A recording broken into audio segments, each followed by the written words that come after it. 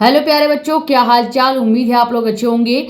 तो कल 27 फरवरी को आपका है फिजिक्स का एग्जाम। इसके पहले आपका केमिस्ट्री का एग्जाम था, जिसमें मैंने आपको दो पेपर दिखाए थे, एक प्री बोर्ड का 25 के प्री बोर्ड का और एक 2024 के बोर्ड एग्जाम का। सेम उसी तरह से हम फिजिक्स में भी आपको दो पेपर दिखाने वाले हैं और ये दोनों पेपर एक ही वीडियो में दिखाएंगे। पहले आपको दिखाएंगे 2025 के प्री बोर्ड का पेपर, फिर 2024 के बोर्ड एग्जाम का पेपर। अब इस पेपर को सॉल्व हम नहीं कराने वाले हैं, केवल पेपर का क्वेश्चन दिखाएंगे। आप देखिएगा कि कितने क्वेश्चंस इन दोनों पेपर के आपके आ रहे हैं या नहीं आ रहे हैं। अगर नहीं आ रहे हैं तो आप उन क्वेश्चंस को तैयार कर लेंगे और ऐसे क्वेश्चंस ढेर सारे प्रैक्टिस भी कर लेंगे, ठीक है। बाकी अब बिना देरी किए फटाफट से वीडियो को स्टार्ट करते हैं, आपको पेपर दिखाते हैं। चैनल पर नए हो तो चैनल को सब्सक्राइब एंड वीडियो को लाइक कर दीजिएगा। और हाँ, जिन बच्चों को अभी भी लगता है कि मेरा पढ़ाया हुआ नहीं आता है तो जाके एक छोटी सी वीडियो 11 मिनट की मैंने अपलोड की है, जो पढ़ाया वही आया, केमिस्ट्री का वीडियो है, जाके वो वीडियो देख लीजिएगा। या फिर शॉर्ट वीडियो का आप एक छोटा सा क्लिप है 3 मिनट का, वो देख लीजिएगा, आपको यकीन आ जाएगा। बाकी स्टार्ट करते हैं। सबसे पहले हम पीडीएफ में या फिर कर सकते हैं डायरेक्ट पेपर आपको अब दिखेगा। पेपर में जो क्वेश्चंस हैं वो आपको दिखेंगे। बाकी वीडियो के एंड में हम मिलते हैं, ठीक है। तो सबसे पहले हमारे पास पेपर आ गया है आपके 2025 के प्री बोर्ड का, ठीक है। पहले ये पेपर के क्वेश्चंस देखेंगे, कैसे क्वेश्चंस पूछे गए हैं, कैसे एमसीक्यू पूछे गए हैं, कैसे लॉन्ग क्वेश्चंस पूछे जा रहे हैं, क्या न्यूमेरिकल्स आ रहे हैं, कितने न्यूमेरिकल्स आ रहे हैं, कितने डेरिवेशंस आ रहे हैं, ये सब वीडियो में देखेंगे, ठीक है। जितने भी डेरिवेशंस इन दोनों पेपर में आए हुए हैं वो तो आपको जरूर तैयार कर लेना है, चाहे जो हो जाए। और जितने भी लॉन्ग क्वेश्चन या शॉर्ट क्वेश्चन आए हैं वो भी आपको तैयार कर लेना है, क्लियर। जितने भी दोनों पेपर के एमसीक्यूज हैं वो हमने एक ही वीडियो में करा रखा है। ये आपके सामने वीडियो दिख रहा होगा। इस वीडियो में आपको कम से कम 50 ऐसे एमसीक्यूज कराए गए हैं जिसके आने के चांसेस बहुत ज्यादा हैं, तो ये वीडियो आप जाके देख लीजिएगा। बाकी अभी कुछ इंपॉर्टेंट वीडियोस मैंने और डाले हैं, जैसे कि एक वीडियो मैंने ये डाला है मोस्ट इंपॉर्टेंट डेरिवेशन का, ये वीडियो भी आपको देख लेना है। और एक और वीडियो हमने डाला है जो कि मोस्ट इंपॉर्टेंट क्वेश्चंस का है। अगर आप वो मोस्ट इंपॉर्टेंट क्वेश्चंस का वीडियो नहीं देख रहे हैं फिर भी काम चल जाएगा, क्योंकि हमने वो क्वेश्चंस आपके इन्हीं दोनों पेपर से ही बताया था, क्लियर। बाकी अब स्टार्ट करते हैं। सबसे पहले 2025 के प्री बोर्ड का पेपर का पैटर्न क्या है, क्वेश्चंस क्या है, ये देखते हैं, ठीक है। सेट का नाम देख लीजिए 346 BCG, ये सेट का नाम है, क्लियर। पहले पेज में कुछ नहीं है, केवल आपको जो दिया होता है निर्देशांक वगैरह वही है। बाकी नेक्स्ट पेज से हम देखते हैं एमसीक्यू क्या पूछा गया है। तो सबसे पहले खंड अ यानी सेक्शन अ आपके पास आ जाता है, ए आ जाता है, जिसमें एमसीक्यूज पूछे गए हैं। और ये सभी एमसीक्यू आपको पता है 1 नंबर के आते हैं। सभी एमसीक्यू हमने डिटेल में करा रखा है, यहाँ पे केवल आपको क्वेश्चंस पढ़ के बताएंगे, एमसीक्यू सॉल्व नहीं कराएंगे, क्लियर।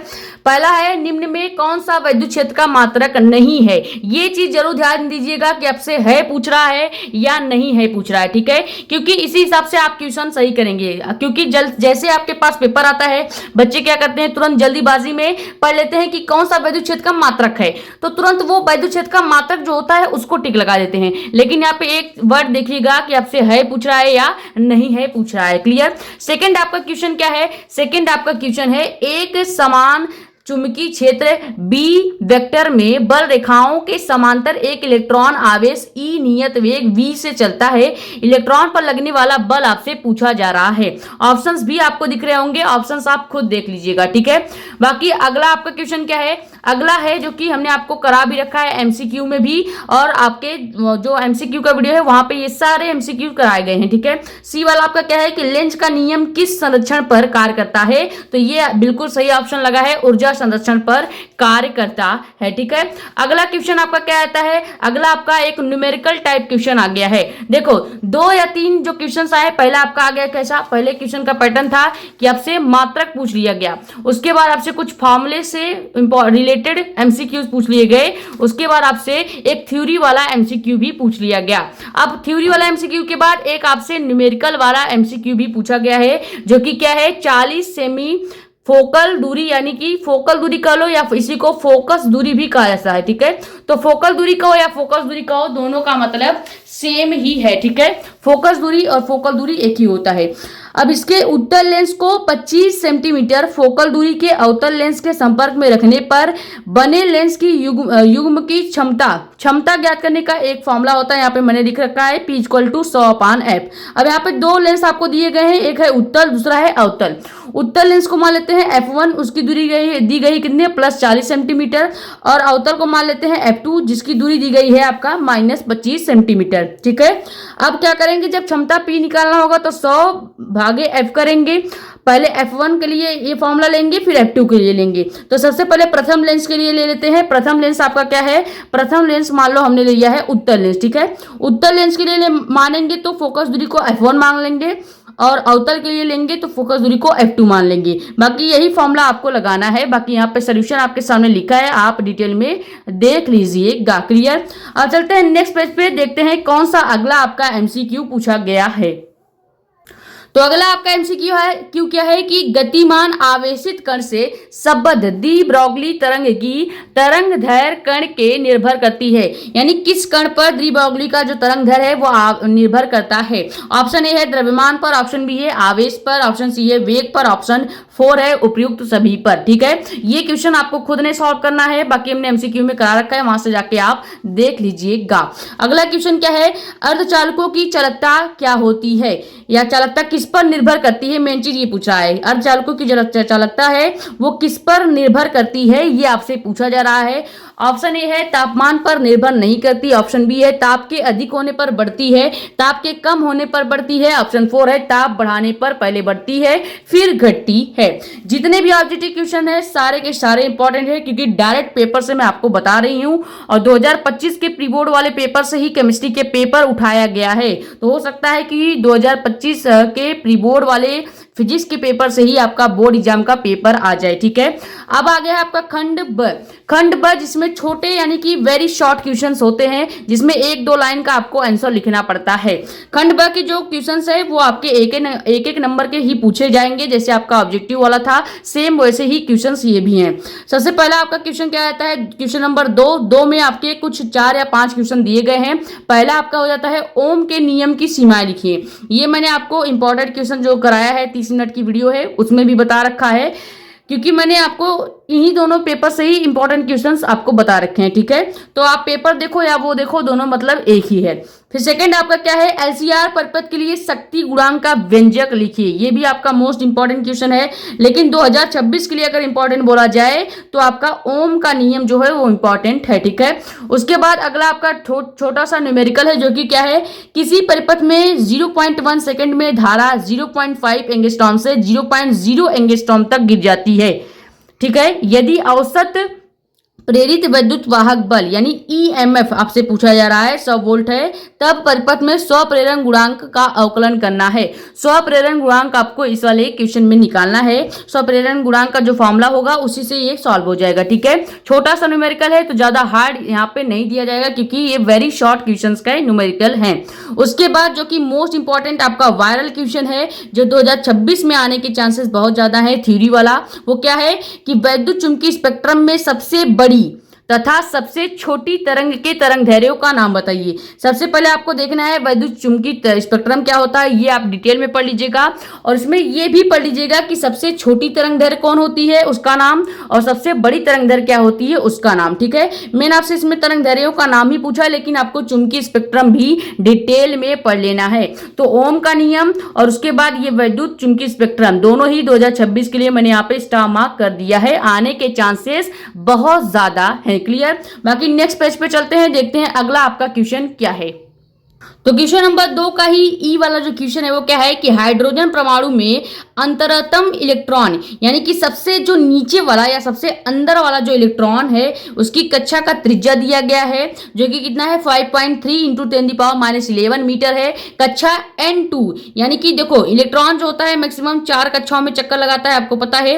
तो सबसे अंदर वाले इलेक्ट्रॉन की त्रिज्या या कक्षा की त्रिज्या आपको दी गई है, और कह रहा है कि दूसरे कक्षा में N2 जब है, यानी अगर कक्षा कक्षा 2 होगी तो इसकी त्रिज्या क्या होगी। समझ में आ गया। यानी कि सबसे अंदर जो इलेक्ट्रॉन घूम रहा है, सबसे अंदर वाली कक्षा की त्रिज्या दी गई है। अब कह रहा है कि यही इलेक्ट्रॉन अगर दूसरी कक्षा में होता तो इसकी त्रिज्या क्या होती। आपसे त्रिज्या r पूछा जा रहा है। तो इस टाइप की न्यूमेरिकल 2026 में छपने के चांसेस हैं। क्लियर। उसके बाद एक मोस्ट इंपॉर्टेंट क्वेश्चन जो कि छोटा सा डेरिवेशन टाइप क्वेश्चन है। इसमें आपसे पूछा गया है कि आइंस्टीन का प्रकाश विद्युत समीकरण लिखिए। अब जब आपको प्रकाश विद्युत समीकरण लिखने को कहा जाएगा तो यहाँ पे आपको डेरिवेशन नहीं करना है। यहाँ पे केवल आपको आइंस्टीन का जो फॉर्मूला था E= आपका जो फॉर्मूला करके था आइंस्टीन का प्रकाश विद्युत समीकरण का जो फॉर्मूला था ई वाला, वो आपको डिटेल में लिख देना है। क्लियर। बाकी अगर यहाँ पे अगर कह देता है आपसे, अगर यही क्वेश्चन 1 नंबर में ना पूछ के 3 नंबर में पूछता या मैक्सिमम 5 नंबर में पूछता तो आपको आइंस्टीन का प्रकाश विद्युत समीकरण नहीं लिखना होता। आपको वहां पे आइंस्टीन का प्रकाश विद्युत समीकरण का व्यंजक प्राप्त करने को बोलता, तो आपको वहां पे डेरिवेशन करना होता। ठीक है। तो ये बहुत ज्यादा इंपॉर्टेंट क्वेश्चन है 2026 के लिए, मार्क कर लीजिएगा। फॉर्मूला पूछेगा फिर भी आप लिखेंगे फॉर्मूला, और अगर डेरिवेशन कहेगा तो आपको डेरिवेशन भी आना चाहिए। ठीक है। बाकी डेरिवेशन आपको करा रखा है, वहां से आप जाके देख लीजिएगा। अब देखिए खंड स आपका आ गया है। खंड स में क्वेश्चन नंबर 3 आपका आ जाता है, जो कि 2-2 नंबर के क्वेश्चंस आ जाते हैं। क्वेश्चन नंबर 3 में सबसे पहला क्वेश्चन आपका क्या है, एक छोटा सा न्यूमेरिकल आपको दिया गया है जिसको सॉल्व करने पे आपको 2 नंबर मिलने वाले हैं। न्यूमेरिकल क्या है कि 2 ओम 3 ओम तथा 5 ओम के 3 प्रतिरोध 10 वोल्ट की बैटरी से समांतर क्रम में जोड़ दिए गए हैं। अब 3 ओम के प्रतिरोध में प्रवाहित धारा की गणना आपको करना है, यानी धारा I का मान निकालना है जब समांतर क्रम में, यानी एक दूसरे के समांतर क्रम में ये तीनों प्रतिरोध जोड़े गए हैं, 2 ओम 3 ओम 5 ओम। तो हम समांतर क्रम के लिए धारा जब निकालते हैं तो क्या करते हैं, धारा I का फॉर्मूला समांतर क्रम के लिए जो होगा उसी से ये सॉल्व हो जाएगा। ठीक है।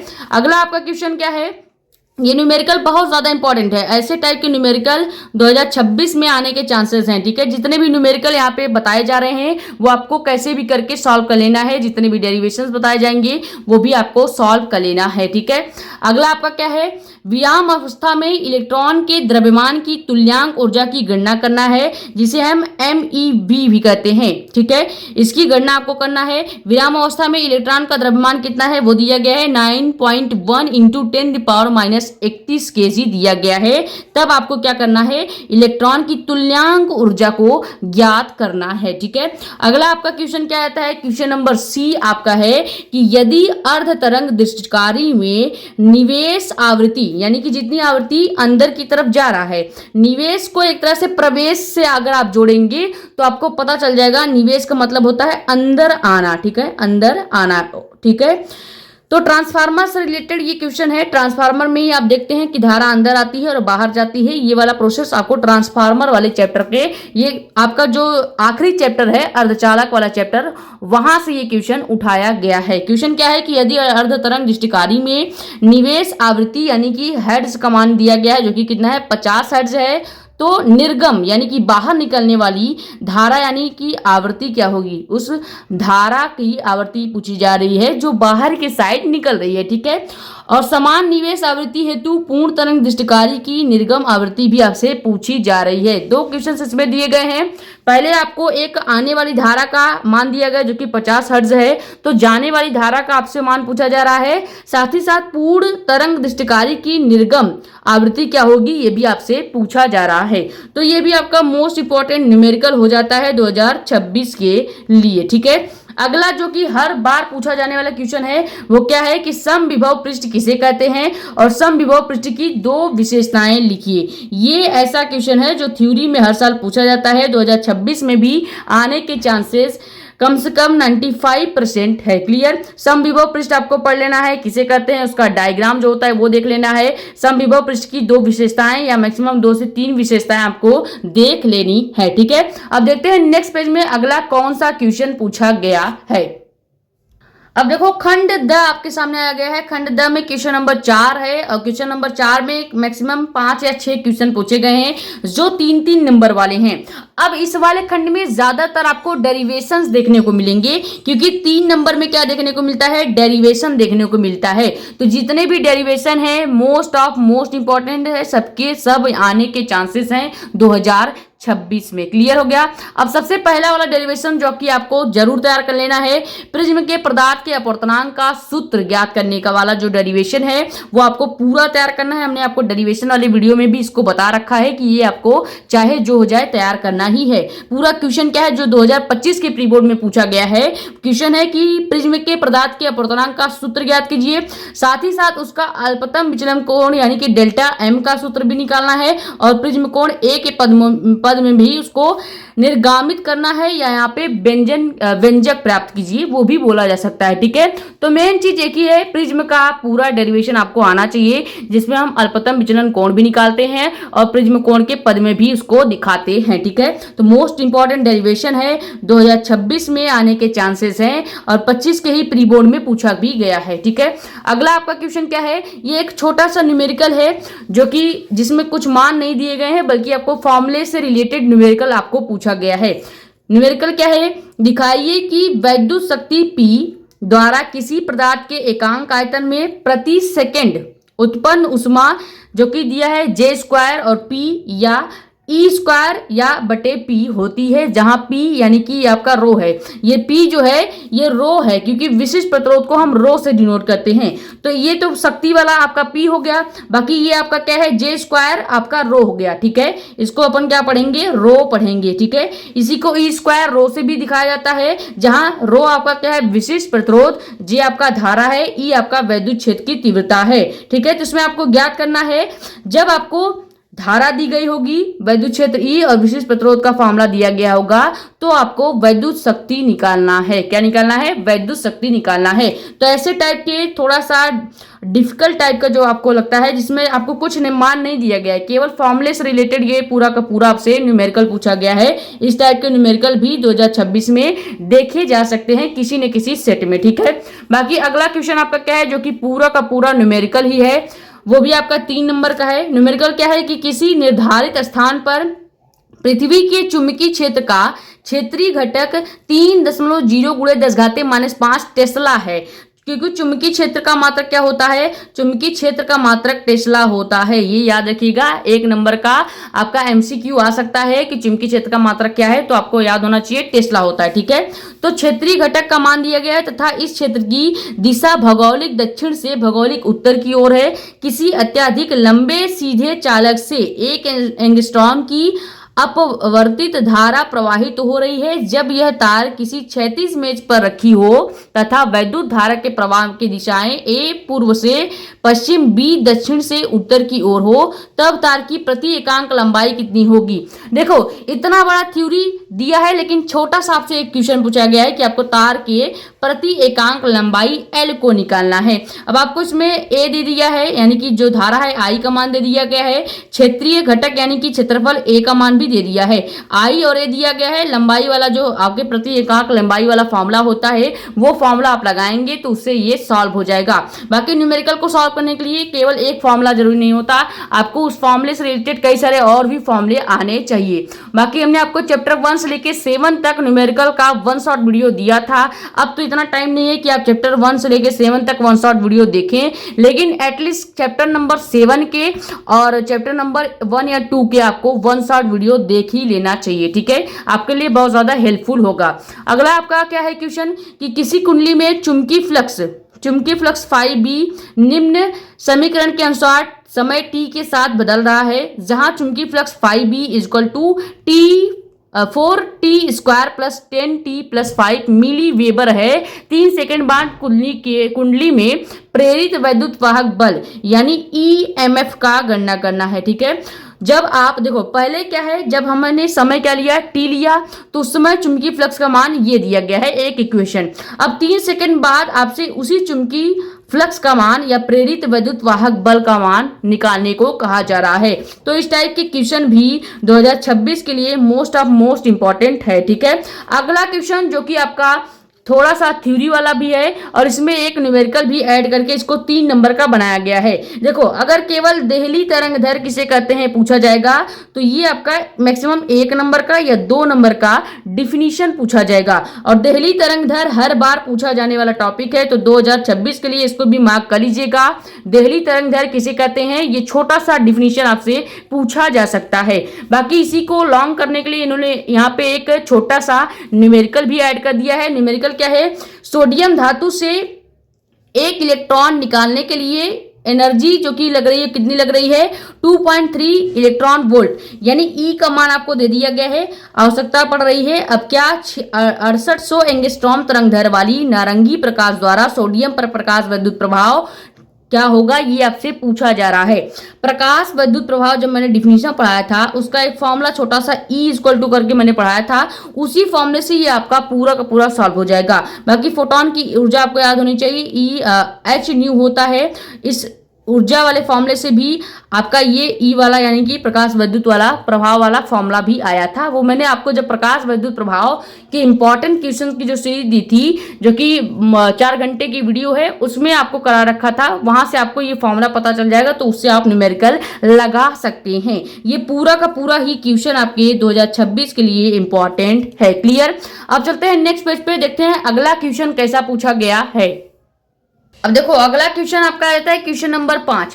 क्वेश्चन नंबर 5 भी आपका 3 नंबर का है, यानी कि अगर खंड द की हम बात करें तो खंड द में 2 क्वेश्चन पूछे गए, क्वेश्चन नंबर 4 और क्वेश्चन नंबर 5। क्वेश्चन नंबर 4 भी 3-3 नंबर के थे, जिसमें 5 क्वेश्चन था। क्वेश्चन नंबर 5 भी 3-3 नंबर का है, जिसमें भी 5 क्वेश्चन दिए गए हैं। अब इसमें क्वेश्चन के लेवल आपको थोड़े थोड़े हार्ड दिखने स्टार्ट होंगे। जितने भी थ्योरी वाले क्वेश्चंस है वो तो आपको जरूर ही तैयार करना चाहिए, जितने भी इस टाइप के डायग्राम वाले क्वेश्चंस हैं ये भी आपको हल करना चाहिए। ठीक है, ऐसे क्वेश्चंस बहुत सरल होते हैं डायग्राम वाले, बस आपको देखने में थोड़ा सा हार्ड लगता है। बाकी न्यूमेरिकल बहुत सरल होता है, बस आपको थोड़े बहुत फॉर्मूले याद होने चाहिए। ठीक है, अब देखो पहला क्वेश्चन क्या है, चुंबकीय द्विध्रुव आघूर्ण की परिभाषा लिखिए। अगर केवल चुंबकीय द्विध्रुव आघूर्ण की परिभाषा पूछता तो यही क्वेश्चन 1 नंबर का या 2 नंबर का बनता, लेकिन यहाँ पे थोड़ा सा क्वेश्चन और बढ़ाया गया है, तो ये क्वेश्चन आपका 3 नंबर का बन गया है। पूरा क्वेश्चन क्या है, चुंबकीय द्विध्रुव आघूर्ण की परिभाषा लिखिए। यह एक अदिश राशि है या सदिश है, यह भी आपको बताना है। इसका मात्रक भी आपको पढ़ लेना है। अब एक सवाल यहाँ पे और आपको तैयार करना है, जब भी आप चुंबकीय द्विध्रुव आघूर्ण पढ़ेंगे तो एक छोटा सा एक क्वेश्चन और भी पढ़ लीजिएगा, जो कि मुझे लगता है कि पूछा जा सकता है, वो है आपका वैद्युत द्विध्रुव आघूर्ण। ठीक है, वैद्युत द्विध्रुव आघूर्ण ये भी आपको पढ़ लेना है, यानी कि चुंबकीय द्विध्रुव आघूर्ण की परिभाषा मात्रक व बीमा ये भी आपको तैयार करना है। वैद्युत द्विध्रुव आघूर्ण की परिभाषा मात्रक एवं बीमा ये भी आपको तैयार करना है। ये क्वेश्चन नंबर ए जो है ये 2026 के लिए मार्क कर लीजिएगा, किसी न किसी सेट में जरूर ही आएगा।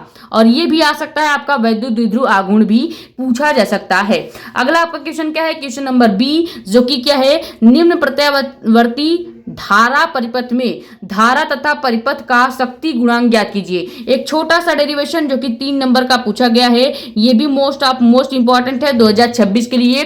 धारा परिपथ और शक्ति गुणांक का जो डेरिवेशन है वो आपको प्रॉपर आना चाहिए। अब अगर जिन बच्चों को डेरिवेशन नहीं आ रहा है तो उनके लिए एक ऑप्शन है कि वो ये अथवा वाला जो न्यूमेरिकल टाइप सवाल है, जो डायग्राम वाला सवाल है, वो लगा ले। डायग्राम वाला सवाल न्यूमेरिकल जो है वो बहुत सिंपल होता है। ऐसे न्यूमेरिकल्स मैंने आपको चैप्टर नंबर 7 के 1 शॉट न्यूमेरिकल लेक्चर में करा रखा है, कई सारे करा रखे हैं, वो जरूर मैंने आपको इसलिए कहा देख लीजिएगा। देखो मैक्सिमम 3 चैप्टर के न्यूमेरिकल जरूर देख लो। पहला है चैप्टर नंबर 7 प्रत्यावर्ती धारा, उसका है चैप्टर नंबर 1 और चैप्टर नंबर 2 के आपको न्यूमेरिकल जरूर देख लेना है। और हो सके तो चैप्टर नंबर 5 चुंबक वाला जो चैप्टर है वो भी आप उसके न्यूमेरिकल भी देख लीजिएगा। ठीक है, तो कुछ न्यूमेरिकल्स अगर आप देख के जाएंगे तो ऐसे टाइप के न्यूमेरिकल आप लगा लेंगे देखते ही। ठीक है, अब क्वेश्चन क्या न्यूमेरिकल वाला, सबसे पहले इसमें एक छोटा सा डिफिनीशन पूछा गया है। अगर ये डिफिनीशन की केवल बात करें तो ये डिफिनीशन ही आपका 1 नंबर का हो जाता है, और ये न्यूमेरिकल लगाने पे आपको 2 नंबर मिलेगा, यानी कि टोटल आपको 3 नंबर मिलने वाले हैं। डिफिनीशन जो कि बहुत ज्यादा इंपॉर्टेंट है, ये डिफिनीशन कम से कम अगर लेके चले तो ये 2026 के लिए मोस्ट ऑफ मोस्ट इंपॉर्टेंट है, जिसमें अन्योन प्रेरण से क्या तात्पर्य है ये पूछा जाता है। अन्योन प्रेरण के साथ साथ आपको स्वप्रेरण गुणांक भी पढ़ लेना है, स्वप्रेरण गुणांक भी पढ़ लेना है। यानी अन्योन प्रेरण आपको पूरा आना चाहिए किसे कहते हैं, और स्वप्रेरण किसे कहते हैं ये भी आपको आना चाहिए। बाकी इसमें न्यूमेरिकल क्या है, यदि किसी प्राथमिक कुंडली में 3.0 एंगस्ट्रॉम की धारा 0.001 सेकेंड में शून्य कर दी जाए तो द्वितीय कुंडली में 15 के वोल्ट का प्रवाहित विद्युत वाहक बल यानी ईएमएफ आपको ज्ञात करना है, और कुंडलियों के बीच अन्योन प्रेरण गुणांक भी आपको निकालना है। यहाँ पे एक छोटा सा डायग्राम दिया गया है जिसमें जो आपका एल का मान है यानी प्रेरकत्व का मान दिया गया है, आर यानी ओम का मान दिया गया है, और आपको वोल्टता का समीकरण दिया गया है। तो वोल्टता का एक और समीकरण होता है V = V0 sine omega T, ठीक है, ये आपका फॉर्मूला होता है। इसी से तुलना करेंगे तो इसको सॉल्व किया जाएगा। ऐसे टाइप के न्यूमेरिकल बता रखे हैं, वहां से जाके आप देख लीजिएगा। ये पूरा ही क्वेश्चन आपके लिए बहुत ज्यादा इंपॉर्टेंट है। अगला आपका क्या आता है, अगला क्वेश्चन आपका है क्वेश्चन नंबर सी, जो कि क्या है 25 मेगाहर्ट्ज आवृत्ति के एक समतल वैद्युत चुंबकीय तरंग निर्वात में एक्स दिशा के अनुदिश गतिमान है।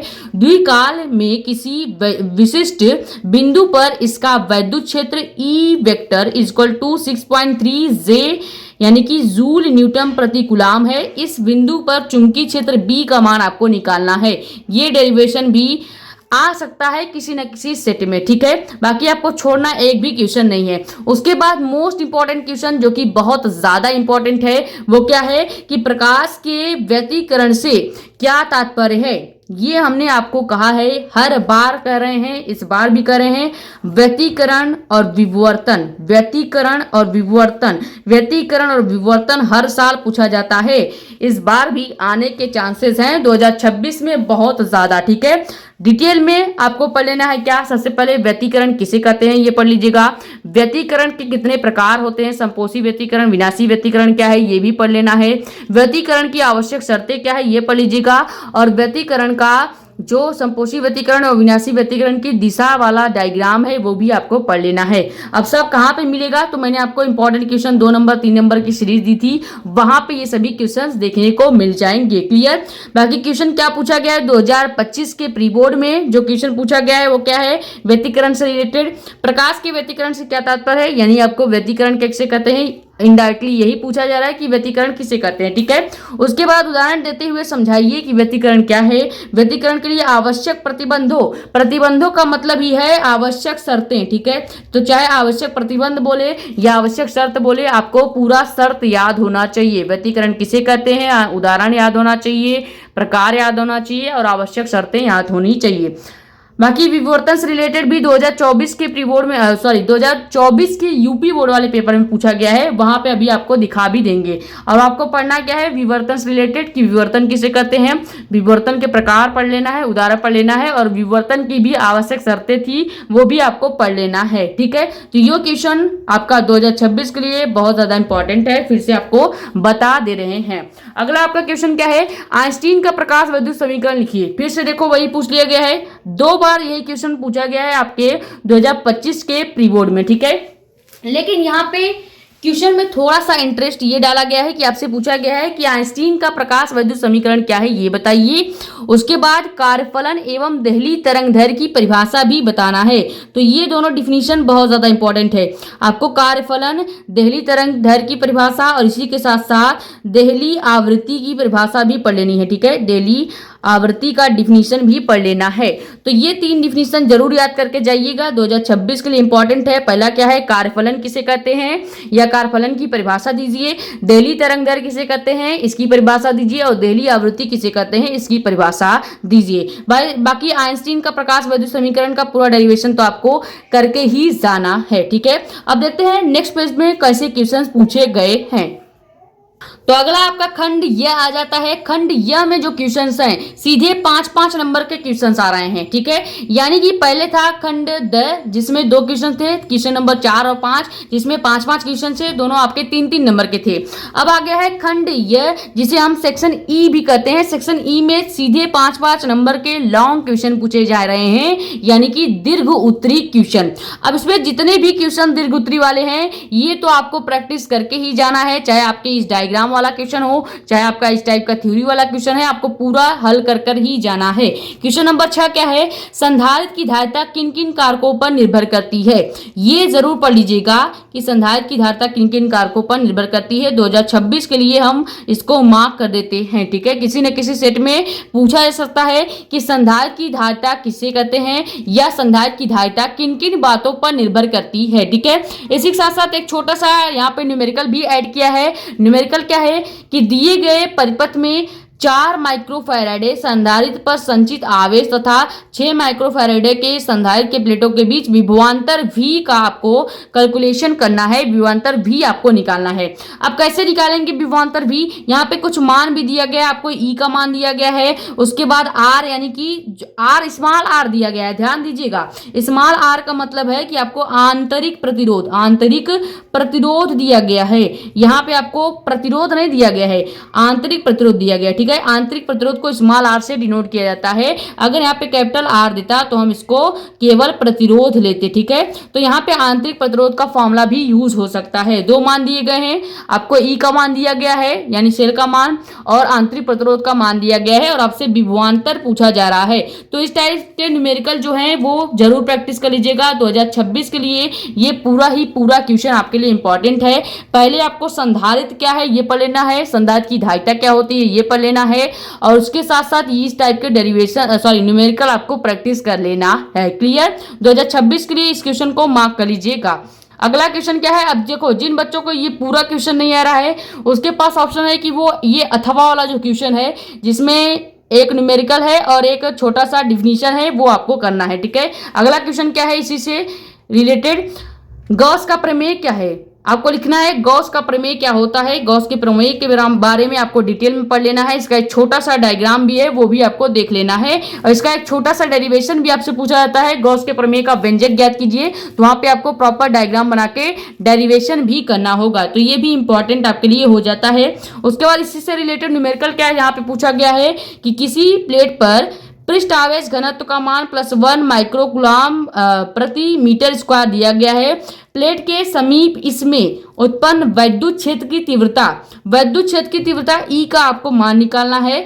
और कब निकालना है, जब यदि प्लेट जो है वो एक बार क्या हो अचालक पदार्थ हो और फिर वही प्लेट एक बार क्या हो चालक पदार्थ हो, यानी 2 बार आपको वैद्युत क्षेत्र की तीव्रता निकालनी है। पहला आपको वैद्युत क्षेत्र की तीव्रता तब निकालनी है जब प्लेट क्या है अचालक है, और दूसरा आपको वैद्युत क्षेत्र की तीव्रता तब निकालनी है जब प्लेट चालक है, यानी कि जब कंडक्टर होगा और नॉन कंडक्टर होगा उस अवस्था में आपको किसी प्लेट का वैद्युत क्षेत्र की तीव्रता ज्ञात करनी है। क्लियर हो गया।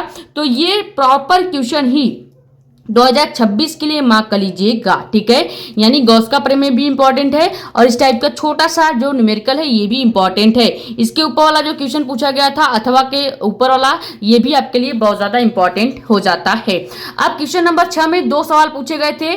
अगर आपको ये आ रहा था तो आप ये करते आपको 5 नंबर मिलता, और ये नीचे वाला करते तो भी आपको 5 नंबर मिलता। अब आता है क्वेश्चन नंबर 7। क्वेश्चन नंबर 7 भी सेम इसी तरह है, इसमें भी 2-2 सवाल पूछे गए हैं। देखो जितने भी 5 नंबर वाले क्वेश्चन देखने को मिलेंगे उसमें आपको ऑप्शन मिलेगा कि अगर आपको पहला सवाल नहीं आ रहा है तो आप दूसरा कर लीजिए, या दूसरा नहीं आ रहा है तो पहला कर लीजिए, ठीक है।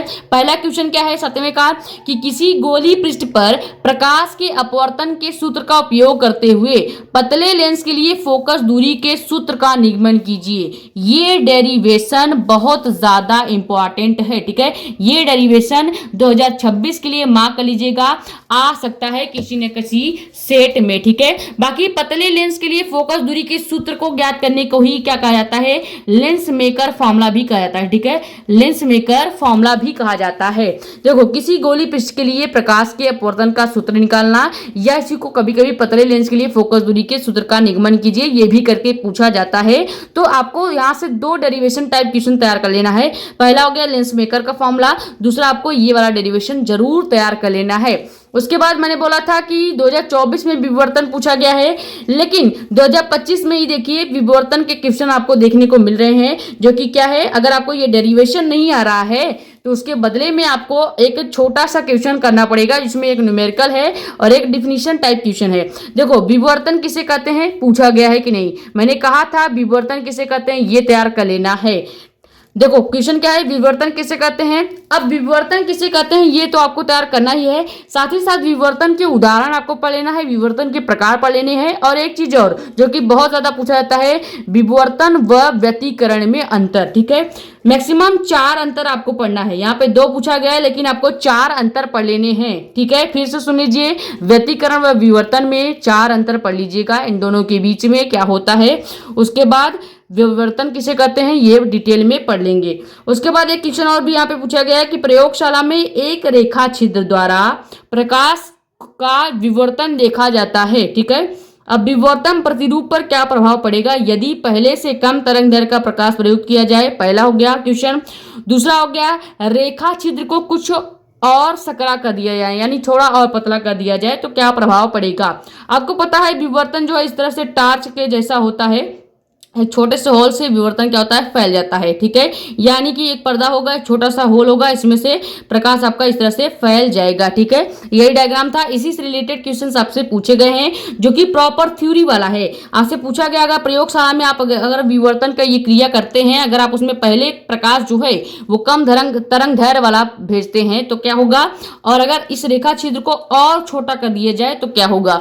तो इस तरह के क्वेश्चन प्रयोगशाला विधि वाला विवर्तन से रिलेटेड पूछा जा सकता है। तो ये दोनों ही क्वेश्चन नंबर 7 के इंपॉर्टेंट हैं। पहला ये डेरिवेशन है, मैंने कहा डेरिवेशन जितने भी आएंगे दोनों पेपर में आपको जरूर हल कर लेना है। ठीक है, 2026 के लिए ये क्वेश्चन इंपॉर्टेंट है और ये क्वेश्चन भी पूरा का पूरा इंपॉर्टेंट है। अब आते हैं अगले पेज पे, देखते हैं आपका क्वेश्चन नंबर 7 के बाद क्वेश्चन नंबर 8 कैसे पूछा गया है। अब देखो क्वेश्चन नंबर 8 की अगर बात करें तो क्वेश्चन नंबर 8 क्या है, हाइड्रोजन परमाणु के लिए बोर की परिकल्पना लिखिए, यानी बोर का जो परमाणु मॉडल था।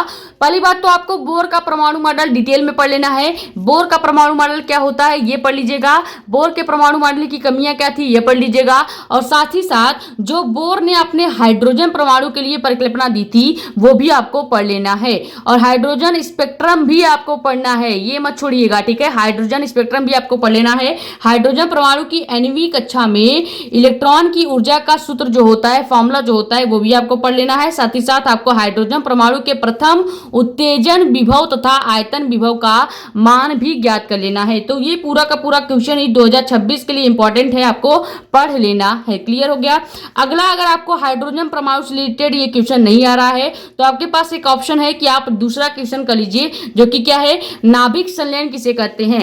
अब एक बात जरूर ध्यान रखिएगा, हर बार ये क्वेश्चन जरूर पूछा जाता है, नाभिक संलयन किसे कहते हैं। 2024 में भी पूछा गया था नाभिक संलयन और नाभिक विखंडन किसे कहा जाता है, और 2025 के प्री बोर्ड में भी पूछा गया है कि नाभिक संलयन किसे कहा जाता है या नाभिक संलयन क्या होता है। ठीक है, तो नाभिक संलयन नाभिक विखंडन किसे कहते हैं, नाभिक संलयन नाभिक विखंडन में अंतर क्या होता है, ये दोनों आपको पढ़ लेना है। ठीक है, नाभिक संलयन के साथ साथ आप क्या पढ़ेंगे, नाभिक विखंडन पढ़ लेंगे, विखंडन, और इन दोनों में अंतर। ठीक है, इन दोनों में ही अंतर आपको पढ़ लेना है। क्लियर हो गया। 2026 के लिए मोस्ट इंपॉर्टेंट ये टॉपिक हो जाता है नाभिक संलयन और नाभिक विखंडन।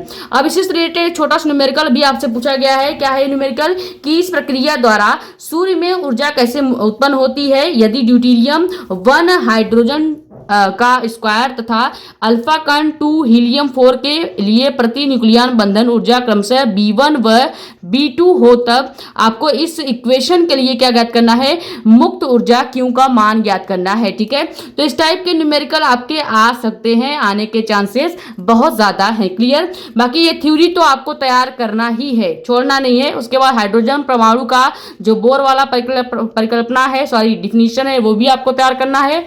उसके साथ साथ रदरफोर्ड का परमाणु मॉडल जो था उसकी कमियां जो है वो भी आपको देख लेनी है। क्लियर। अब आते हैं क्वेश्चन नंबर 8 के बाद क्वेश्चन नंबर 9, जो कि इस पेपर का आखिरी क्वेश्चन है, ये भी आपको देख लेना है। क्वेश्चन क्या है, पीएन संधि आपने पढ़ रखा है। जो मैंने अर्धचालक वाला चैप्टर जो है चैप्टर नंबर 14 यानी कि सेमीकंडक्टर चैप्टर है, वहां से क्वेश्चन क्या पूछे जा रहे हैं। देखो वहां से पहली बात न्यूमेरिकल बहुत ज्यादा उठाए जाते हैं। देखो यहाँ पे एक न्यूमेरिकल उठाया गया है 2025 के प्री बोर्ड वाले पेपर में, जो कि आपको स्ट्रक्चर वाला न्यूमेरिकल दिख रहा है।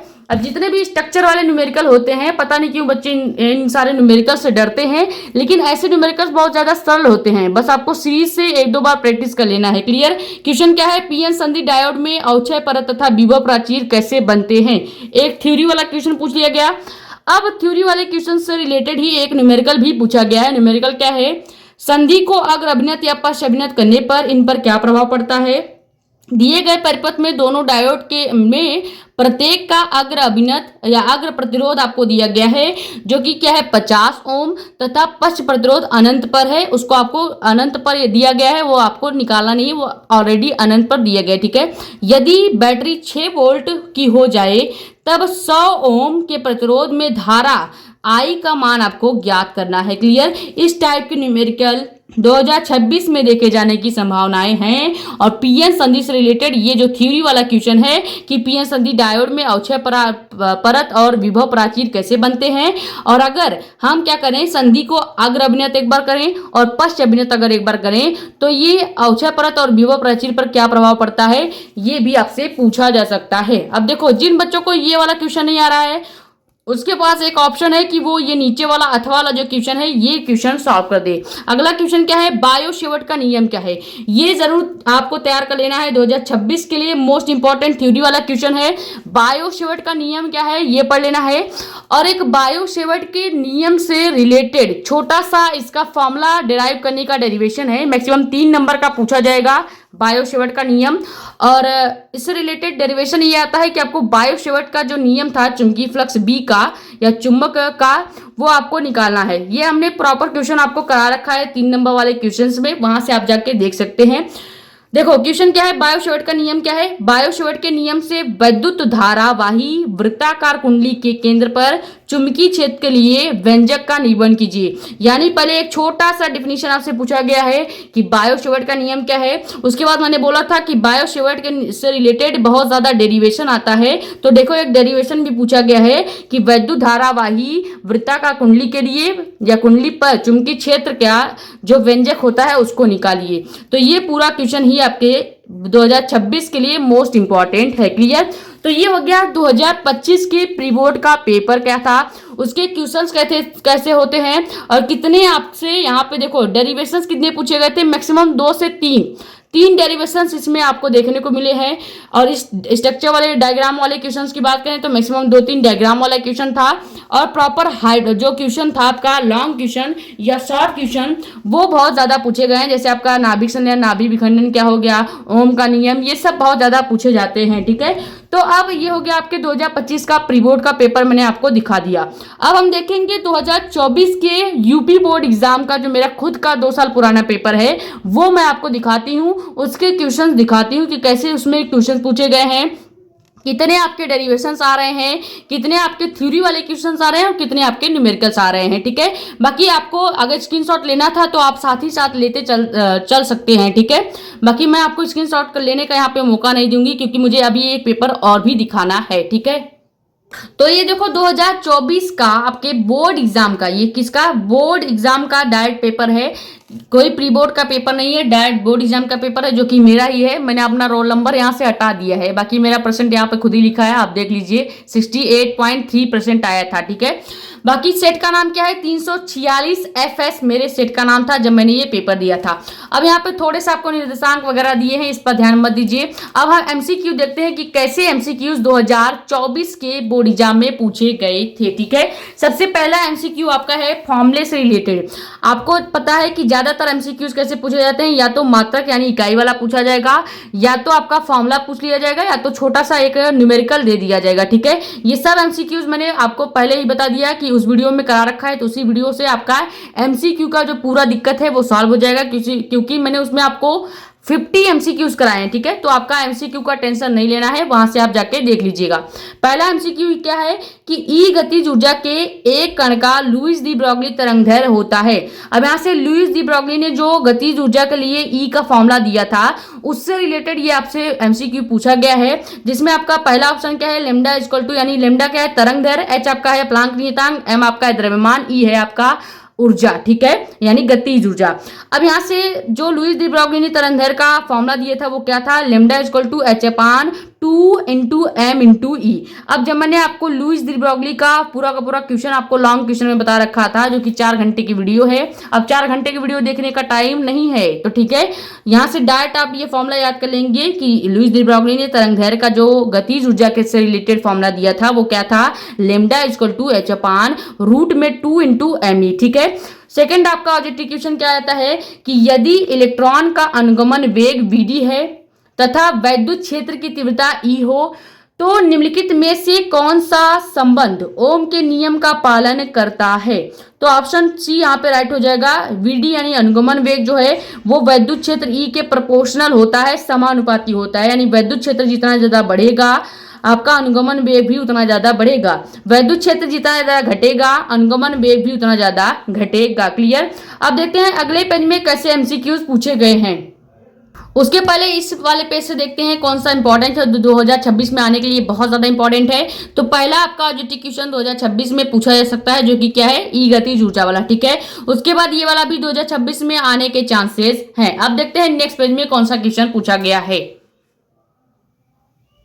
अगला क्वेश्चन आपका क्या है कि प्रकीर्णित अल्फा कण का पथ क्या होता है। अल्फा कण तरंग के रूप में कैसे चलता है ये आपसे पूछा जा रहा है। तो अल्फा कण जो होता है वो डायरेक्ट याद रखिएगा अति परवलयाकार रूप में इसका पथ होता है, यानी ये कैसे किस पथ पे चलता है, अति परवलयाकार पथ पे चलता है। ये क्वेश्चन भी आपसे पूछा जा सकता है।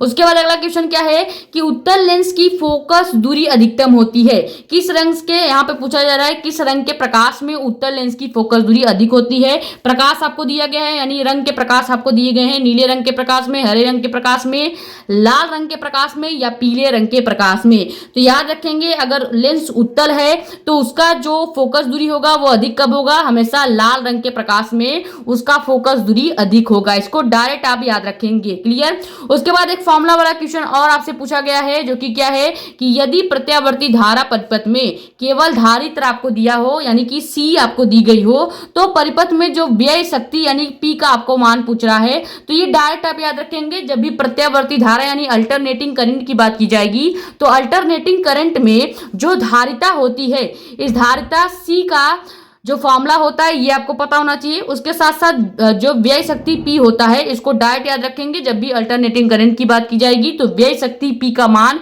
0 होता है। क्लियर। ये डायरेक्ट आप याद रखेंगे। उसके बाद एक आखिरी एमसीक्यू जो कि दिया गया है वो क्या है, एक छोटा सा न्यूमेरिकल आपसे पूछ लिया गया है एमसीक्यू में। आपको पता है एमसीक्यू में ज्यादा लंबा न्यूमेरिकल नहीं दे सकते, क्योंकि अगर एमसीक्यू में न्यूमेरिकल 3 नंबर वाला डाल दिया जाएगा तो बहुत ज्यादा टाइम आपका चला जाएगा, ठीक है। इसलिए एग्जामिनर क्या करते हैं, एमसीक्यू में बहुत छोटे से न्यूमेरिकल डालते हैं और ज्यादातर फॉर्मूले वाले क्वेश्चन इस टाइप के आपको देखने को मिलते हैं, ठीक है। न्यूमेरिकल क्या है, आखिरी क्वेश्चन आपका क्या है एमसीक्यू का, 2 बिंदु आवेशों को वायु में एक निश्चित दूरी पर रखने पर उनके बीच 80 न्यूटन का बल लगता है। पहला बल लग रहा है 80 न्यूटन, ठीक है। F1 यानी जो वायु में रखने पर बल लग रहा है वो क्या है, 80 न्यूटन है। फिर जब इन्हीं आवेशों को एक परावैद्युतांक माध्यम K में रखा जाता है तो इनका जो लगने वाला बल हो जाता है वो कितना हो जाता है, 8 न्यूटन हो जाता है। अब माध्यम का परावैद्युतांक K आपको निकालना है, ठीक है। K का मान आपको निकालना है। तो बहुत सिंपल, इसको सॉल्व करने का फॉर्मूला क्या है कि देखो जब आपको 2 बल दिया गया हो और 2 माध्यम दिए गए हो तो आपको फॉर्मूला परावैद्युतांक का क्या लगाना है, K इक्वल टू, पहले हमें क्या कहा है कि जो पहला बल है वो कहाँ पे है, वायु में रखने पर हुआ है, तो हम पहले बल को मान लेंगे F वायु, यानी वायु में रखने पर जो बल लग रहा है वो क्या है, 80 न्यूटन है, तो 80 न्यूटन रख देंगे बटे माध्यम में, यानी कि किसी आपके जो मटेरियल है, जो मीडियम है, मीडियम में रखने पर क्या होगा, बल वो ले लेंगे, यानी एफ माध्यम का बल ले लेंगे। तो पहले वायु में रखने पर 80 न्यूटन बल लगा, माध्यम में रखने पर 8 न्यूटन का बल लगा, दोनों का भाग दे देंगे, आंसर आपका आ जाएगा, यानी के इक्वल टू 80/8, यानी कि 10 आपका आंसर आ जाएगा।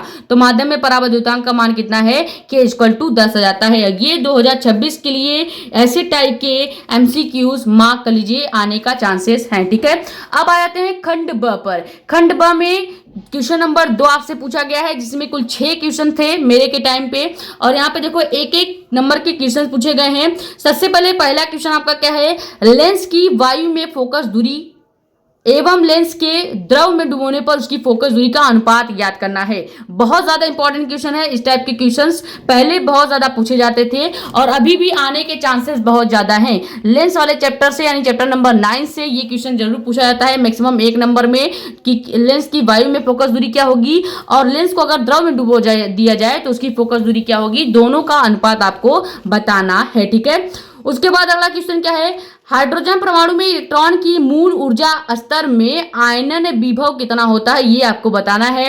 अगला क्वेश्चन क्या है, वैद्युत चालकता की परिभाषा एवं बीमी सूत्र बताइए। ये मोस्ट इंपॉर्टेंट क्वेश्चन है, वैद्युत चालकता वाला 2026 में आने के चांसेस हैं। अब देखो, वैद्युत चालकता की परिभाषा, मात्रक एवं बीमा जब आप पढ़ रहे होंगे तो उसी समय एक छोटा सा क्वेश्चन और आप पढ़ लीजिएगा, वैद्युत फ्लक्स। क्या पढ़ लेंगे, वैद्युत फ्लक्स भी आपको पढ़ लेना है। ठीक है, वैद्युत फ्लक्स भी पढ़ लेना है, उसका मात्रक, परिभाषा व बीमा भी पढ़ लेना है। ठीक है, अगला क्वेश्चन क्या है, प्रत्यावर्ती धारा परिपथ में प्रयुक्त अमीटर धारा के किस मान को व्यक्त करता है, ये आपको बताना है कि जो अल्टरनेटिंग करंट परिपथ होता है उसमें जो अमीटर लगा होता है वो धारा के किस मान को बताता है, ये आपको बताना है। छोटा सा थ्योरी वाला क्वेश्चन है, इसको आपको जरूर तैयार कर लेना है। उसके बाद आपका सेमीकंडक्टर वाले चैप्टर से पूछा गया है कि होल पर कितने आवेश होते हैं। देखो, आपको पता है पीएन संधि में 2 चीज होता है, एक तो इलेक्ट्रॉन होता है, दूसरा आपका होल यानी कि कोटर होता है।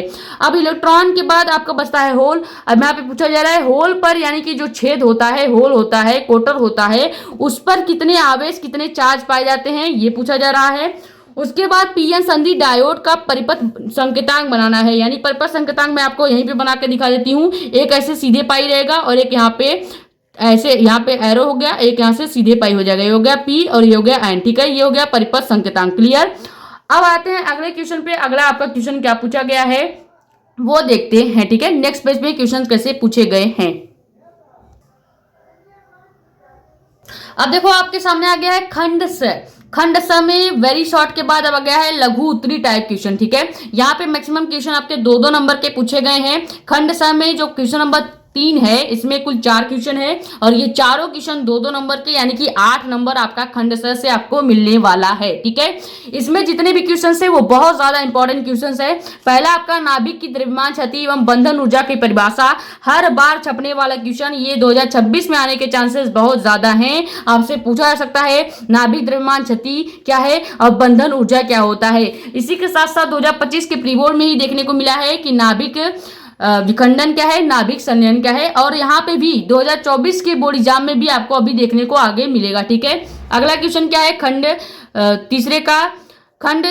स का तीसरे का क्वेश्चन है, क्राउन कांच से द्विअवतल लेंस बनाना, यानी कि क्राउन कांच से, क्राउन जो कांच होता है उससे द्विअवतल लेंस का बनना आपको बताना है। उसके बाद लेंस के पृष्ठों की त्रिज्यताएं कितनी रखी जाए कि लेंस की आवर्धन क्षमता जो है वो -2.5 डायोड हो जाए, और क्राउन कांच का अपवर्तनांक भी आपको दिया गया है। ये पूरा पेपर 2024 का मैंने आपको सॉल्व करा रखा है, जो कि आपको इस वाले वीडियो में देखने को मिलेगा। ठीक है, तो इस वाले वीडियो में आपको जाके देख लेना है अगर आपके पास टाइम है तो, वरना आप क्या करेंगे, इसको जितने भी न्यूमेरिकल्स हैं उसको सॉल्व कर लीजिएगा। ठीक है, तो ये वाला क्वेश्चन भी 2026 के लिए मोस्ट इंपॉर्टेंट है। ठीक है, उसके बाद एक थ्योरी वाला क्वेश्चन आ जाता है जो कि सेमीकंडक्टर वाले चैप्टर से पूछा गया है।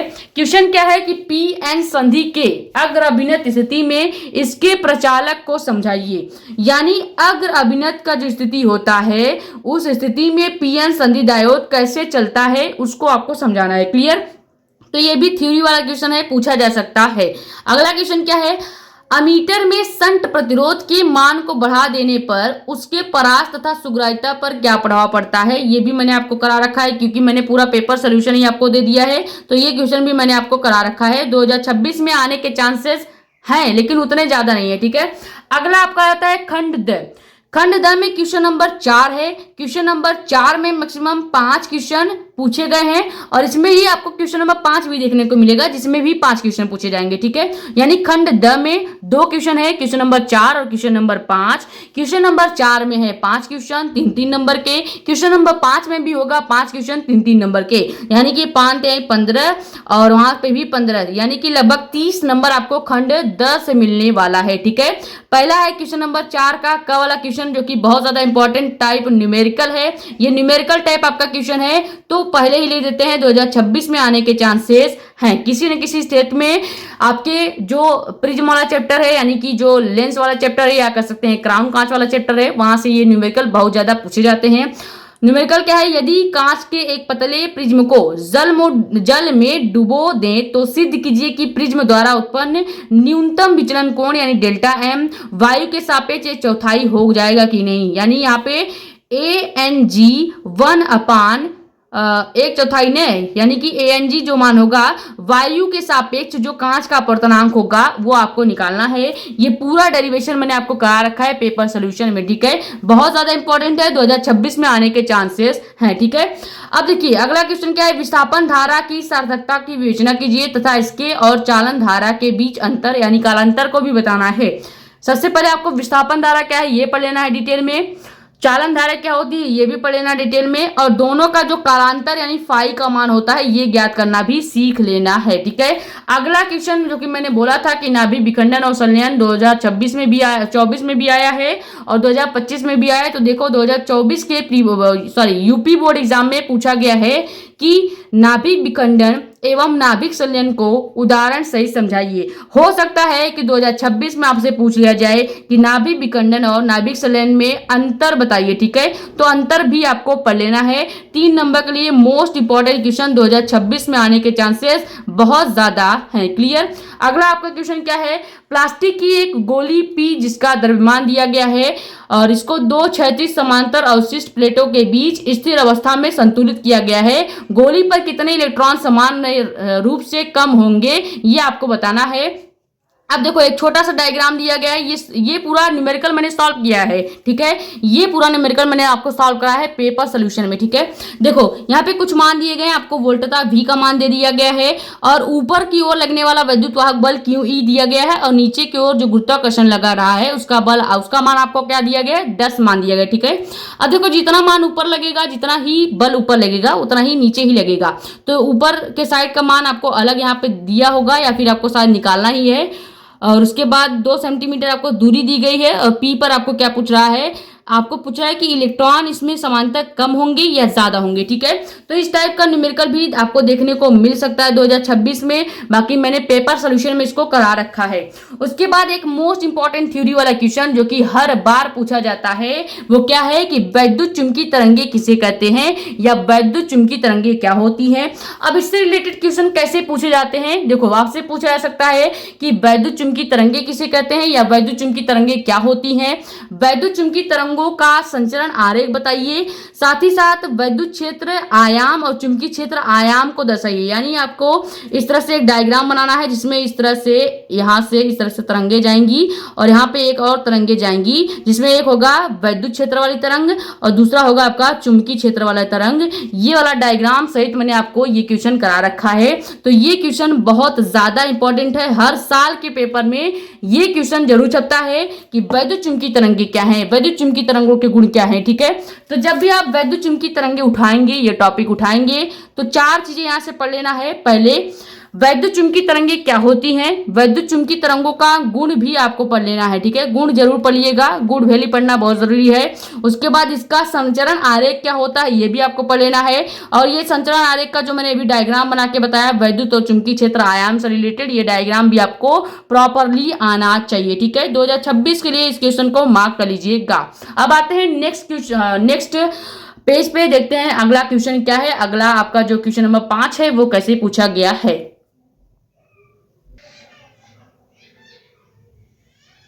अगला क्वेश्चन जो कि 2024 के प्री बोर्ड बोर्ड एग्जाम के साथ साथ 25 के प्री बोर्ड में भी आपको देखने को मिला है। वो क्या था, व्यतिकरण को परिभाषित कीजिए। ये क्वेश्चन सेम क्वेश्चन 2025 के प्री बोर्ड में पूछा गया है और 24 के बोर्ड एग्जाम में पूछा गया है, तो 26 के बोर्ड एग्जाम में भी टपक सकता है। क्लियर। क्वेश्चन क्या है, व्यतिकरण को परिभाषित कीजिए और यहाँ पे आपको बताना है कि संपोषी व्यतिकरण तथा विनाशी व्यतिकरण की दिशाएं क्या होती हैं। ये मैंने प्रॉपरली डायग्राम के साथ आपको बता दिया था कि संपोषी व्यतिकरण और विनाशी व्यतिकरण की दिशाएं क्या होंगी और व्यतिकरण क्या होती है ये भी बता दिया है। फिर से एक बार बोल रही हूँ, व्यतिकरण और विवर्तन जरूर पढ़ के जाइएगा। ठीक है। अगला क्वेश्चन आपका क्या है, एक छोटा सा न्यूमेरिकल आपसे पूछा गया है जो कि 3 नंबर वाले सवाल में बहुत ज्यादा पूछा जाता है। आपको दिया गया है ऑक्सीजन परमाणु का द्रव्यमान जो कि कितना है 16.000 AMU यानी एटॉमिक मास यूनिट में इसका मान दिया गया है, जो कि क्या है ऑक्सीजन परमाणु का द्रव्यमान दिया गया है और इसकी प्रति न्यूक्लियॉन बंधन ऊर्जा आपसे पूछी जा रही है। अब अगर आपने बंधन ऊर्जा पढ़ा होगा तो उससे रिलेटेड फॉर्मूला भी आप पढ़ेंगे, तो वहां से आपका ये फॉर्मूले से रिलेटेड क्वेश्चन आपसे बन जाएगा अगर आप न्यूक्लियॉन बंधन ऊर्जा पढ़ते हैं। ठीक है। बाकी प्रति न्यूक्लियॉन बंधन ऊर्जा से रिलेटेड अगर आपको थ्योरी वाला क्वेश्चन देखा जाए तो ये पूछा जाता है कि बंधन ऊर्जा क्या है और या फिर प्रति न्यूक्लियॉन बंधन ऊर्जा किसे कहते हैं, ये भी पूछा जाता है। क्लियर। इलेक्ट्रॉन का द्रव्यमान आपको दिया गया है, प्रोटॉन का द्रव्यमान भी दिया गया है, न्यूट्रॉन का द्रव्यमान भी दिया गया है और आपसे केवल न्यूक्लियर बंधन ऊर्जा पूछा जा रहा है। ये मैंने आपको एक फॉर्मूला बताया था जिसमें आपको जब भी बंधन ऊर्जा निकालना होता है या द्रव्यमान ऊर्जा निकालना होता है तो आप न्यूट्रॉन और प्रोटॉन की जो ये ऊर्जा दी गई है इसको जोड़ देंगे, न्यूट्रॉन का जो ऊर्जा दिया गया है ये भी जोड़ेंगे और ये द्रव्यमान जो दिया गया है इसको भी जोड़ के हम क्या करते हैं टोटली जो मान निकालते हैं उसका एक फॉर्मूला मैंने आपको बताया था। जो पेपर सोल्यूशन कराया है वहां पे ये फॉर्मूला आपको या फिर ये क्वेश्चन सॉल्व करा दिया था। ठीक है। अगला आपका क्या है, क्वेश्चन नंबर ग जो है वो दो समांतर धारावाही चालकों के बीच लगने वाला बल की प्रकृति आपको ज्ञात करनी है। कब कब आपको ये बल की प्रकृति ज्ञात करनी है, पहला आपको ये बल की प्रकृति तब ज्ञात करनी है जब चालकों में धारा यानी करंट जो फ्लो कर रहे हैं हम वो समान दिशा में यानी कि सेम डायरेक्शन में फ्लो करा रहे हैं। ठीक है। तब आपको क्या करना है, धारावाही चालक के बीच लगने वाला बल निकालना है। बाकी सेकंड आपको बल कब निकालना है, दूसरा सेम क्वेश्चन पूछा गया है कि चालकों में धारा की दिशा अगर विपरीत हो तब आपको धारावाही चालक के बीच में बल निकालना है। यानी एक बार अगर धारा हम सेम डायरेक्शन में फ्लो करा रहे हैं फिर आपको क्या निकालना है, बल का फॉर्मूला निकालना है। और एक बार अगर हम धारा को डिफरेंट दिशा में यानी डिफरेंट डायरेक्शन में फ्लो कराएंगे तो आपको क्या करना है, बल की फॉर्मूला ज्ञात करना है। ठीक है। तो ये भी आपका बहुत ज्यादा इंपॉर्टेंट क्वेश्चन हो जाता है, 2026 में आने के चांसेस हैं। ठीक है। उसके बाद ये एक डेरिवेशन आपको यहाँ पे देखने को मिल रहा है, ये पहला डेरिवेशन है आपका जो कि पूछा गया है, जो 2024 का मोस्ट इंपॉर्टेंट डेरिवेशन है। और ये डेरिवेशन भी हमने आपको बता रखा है डेरिवेशन वाले वीडियो में कि ये डेरिवेशन जरूर कर लीजिएगा 2026 के लिए। पहले तो इसको मार्क कर लीजिए। डेरिवेशन क्या है ये देखिए, व्हीटस्टोन सेतु की संतुलन अवस्था में उसकी भुजाओं के प्रतिरोधों के बीच संबंध स्थापित कीजिए। ये बहुत ज्यादा इंपॉर्टेंट डेरिवेशन है। पूरा डेरिवेशन मैंने 2 से 3 बार आपको कई सारे वीडियोस में करा रखे हैं।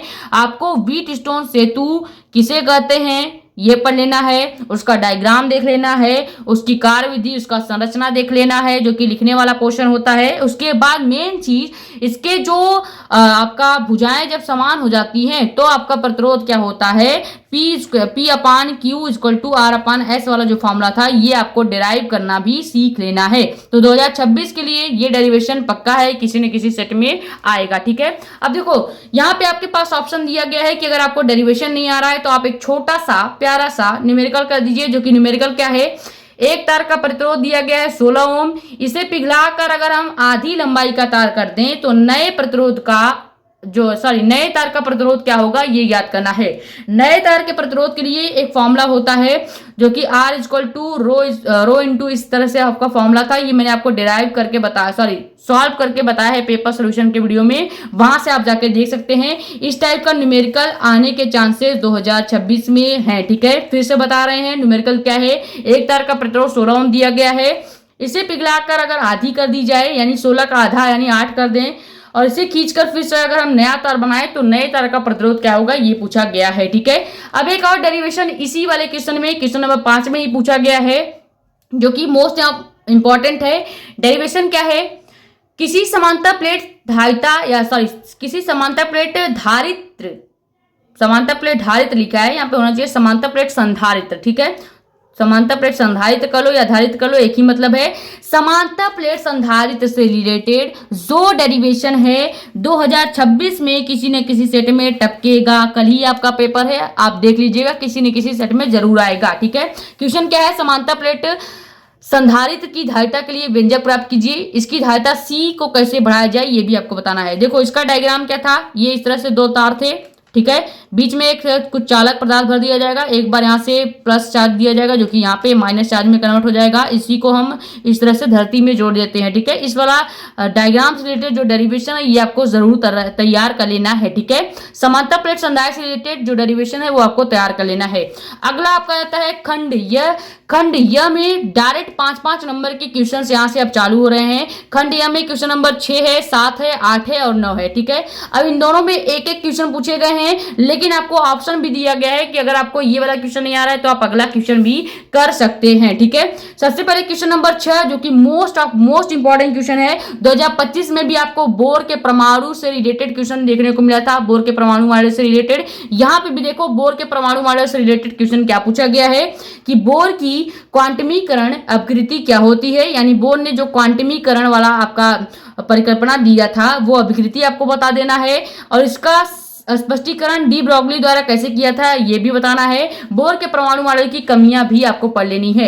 यानी रदरफोर्ड के परमाणु मॉडल से ज्यादा जो क्वेश्चन पूछा जा रहा है वो बोर का परमाणु मॉडल पूछा जा रहा है। ठीक है, तो रदरफोर्ड का परमाणु मॉडल तो आपको पढ़ना ही है, वो तो छोड़ना नहीं है, लेकिन ज्यादा आपको क्या तैयार करना है, ज्यादा आपको तैयार करना है बोर का परमाणु मॉडल। ठीक है, प्रॉपरली डिटेल में पढ़ेंगे आप बोर किसका परमाणु मॉडल क्या था, क्वांटमीकरण अभिकृति क्या थी, परमाणु मॉडल क्या था ये भी आपको पढ़ लेना है, और इसकी कमियां क्या थी ये भी आपको पढ़ लेना है। हाइड्रोजन के लिए इन्होंने क्या अपनी परिकल्पना बताई थी ये भी आपको पढ़ लेना है। ठीक है, यानी अगर आपने बोर का परमाणु मॉडल उठाया उससे रिलेटेड जितने भी टाइप के क्वेश्चन बन रहे हैं आपको सब एक साथ लपेट लेना है। ठीक है, अगर आपको बोर का परमाणु मॉडल नहीं आ रहा है तो आपके पास ऑप्शन भी था कि आप एक छोटा सा प्यारा सा न्यूमेरिकल कर दें। न्यूमेरिकल क्या है, निरपेक्ष ताप T पर किसी कण की ऊर्जा KT कोटि दी गई है। KT जो है वो कोटि में दिया गया है।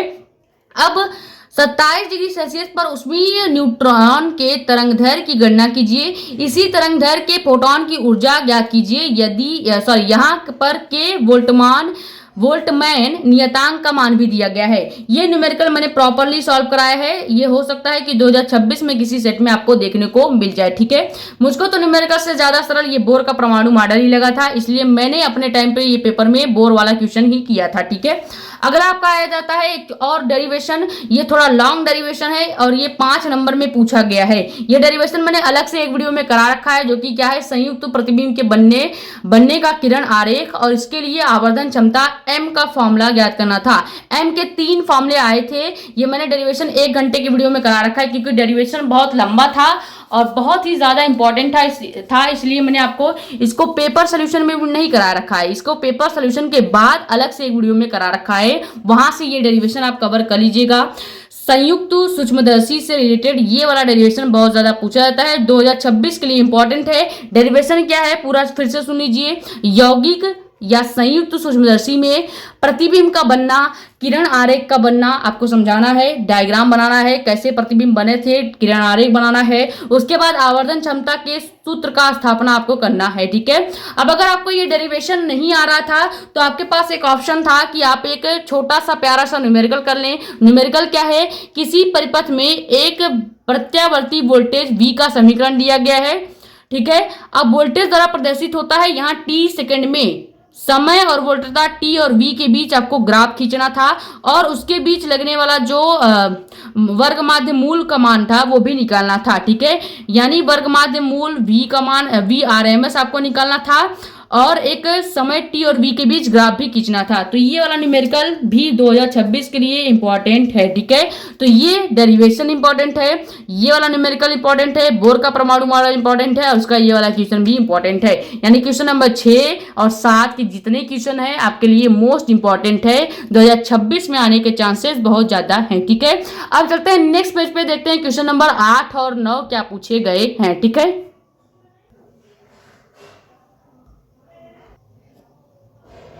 अब देखो क्वेश्चन नंबर 8 आपका क्या है, पहला इसमें एक थ्योरी वाला क्वेश्चन पूछा गया है जो कि मोस्ट इंपॉर्टेंट, पहले ही लिख देते हैं, 2026 में आने के चांसेस बहुत ज्यादा हैं। क्वेश्चन क्या है, चुंबकत्व का परमाणविक मॉडल आपको बताना है।